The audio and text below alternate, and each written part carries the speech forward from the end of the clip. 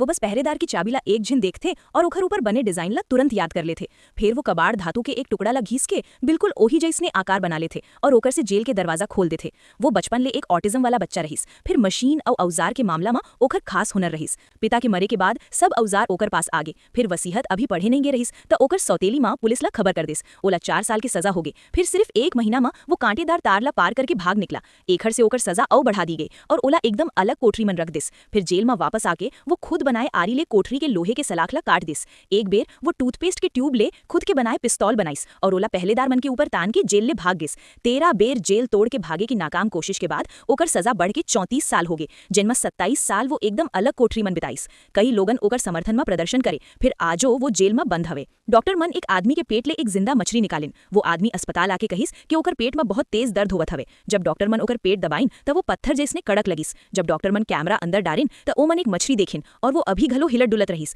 कौनो लोग कही थे कि ये कौनो अजीब लोक इलाज रहीस। फिर वो आदमी कभू नहीं बताइस कि वो चीज ओकर पेट में कैसे घुसे रही।